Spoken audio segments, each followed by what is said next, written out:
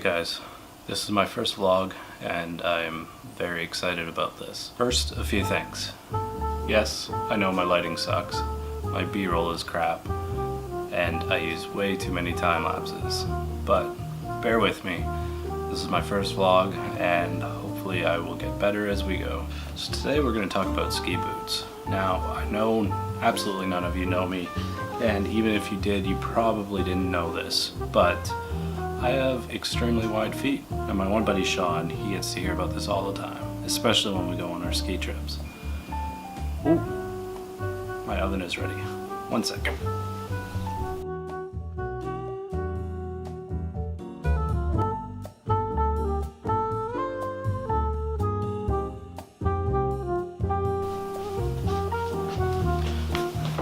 Now where was I? First vlog, shitty lighting, bad B-roll.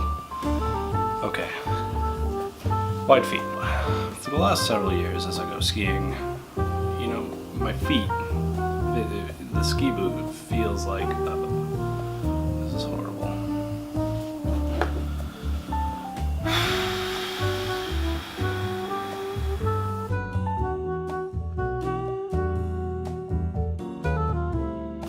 So those of you who also have wide feet will know that ski boots are not exactly made for us.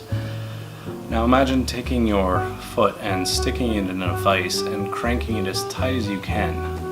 Now make sure you have no wiggle room and stand like that for 8 hours a day.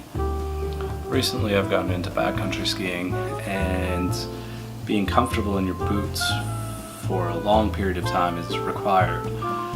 Most of the day you're spending going uphill, and then you want to be able to control and enjoy the downhill experience. Over the last summer season, I've done every bit of research that I can to try and find the perfect touring boot for myself. Now, after dragging my family and my dear fiance Caitlin around the city to every ski shop we could find, I finally found a pair of boots that intrigued me, the Nordica Strider 130s. Now, this is a mid-range for a last width, but they were extremely comfortable. The cork insole I found quite intriguing. While you could blow out the toe of the boot, you still had a secure ankle. One thing I would recommend is that you don't go necessarily straight to the widest last width. And hear me out on this. If the last width is 104 millimeters, which is the widest that I have found, now feel free to comment if you know of a wider boot than that, you can get a lot of movement in your ankle. So you're trying to accommodate a wide toe box, but in turn the overall boot is wider as well. This can cause you a lot of problems if you're getting into technical terrain.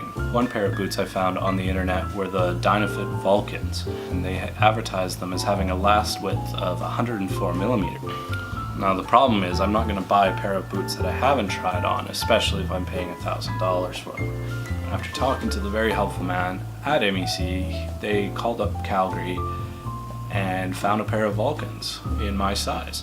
So they shipped the Dynafit Vulcans all the way from Calgary for me to try on.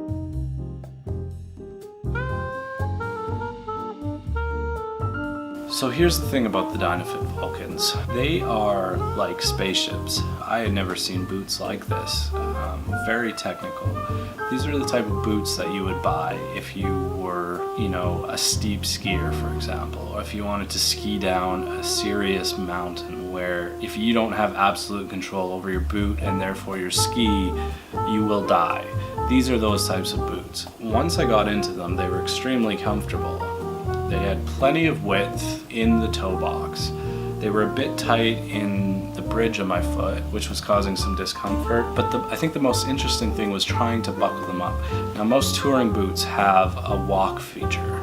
In fact, they should all have a walk feature, and that's typically found on the back of the boot. You switch it up or you switch it down depending on the brand, and it allows the boot to pivot as you walk, which makes skinning a lot more comfortable, a lot more easy.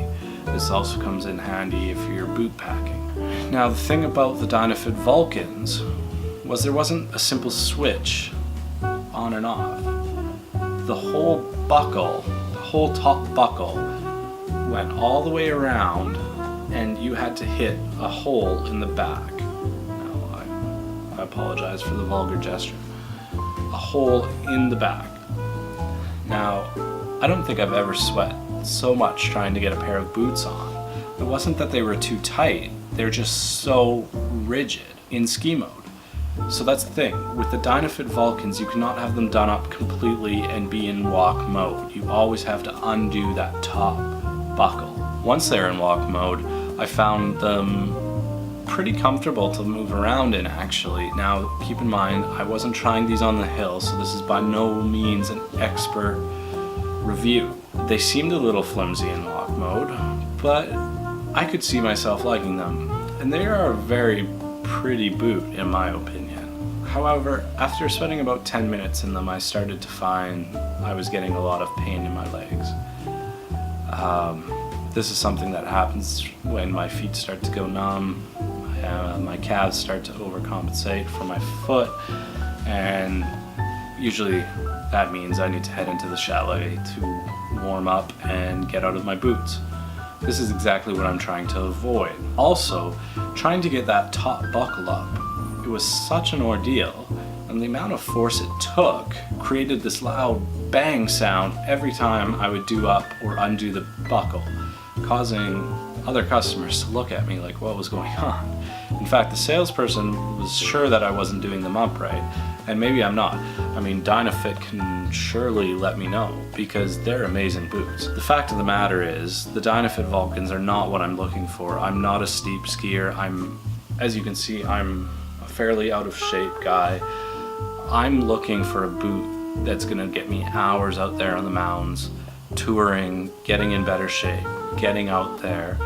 And the Dynafit Vulcan, if you've got a wide foot and you're looking for a technical boot, having not skied in them, I can only say so much, but I would recommend these. So what I did go for was the Nordica Strider 130s. Now, to me, this is a touring boot. This is a boot, much like a GT car, that's primary function is comfort followed by performance. A very close second. So here it is. Now, coming in at, I believe it was $799 before tax, savings of $250, and that's half of the bindings if I want to get a new ski setup this year. That is a sexy boot, hands down. Pardon my French. It's comfortable, it's good looking, it's stiff, it's 130. It's got your walk, ski mode on the back. You don't have to fight with it. If you're in powder, fighting with the Dynafit Vulcans is going to be hell. But if you're wearing those boots, you're not skiing powder, you're skiing ice on the side of a cliff. Later in the season, once we actually get some snow, I will give you guys a proper review of these once I wear them.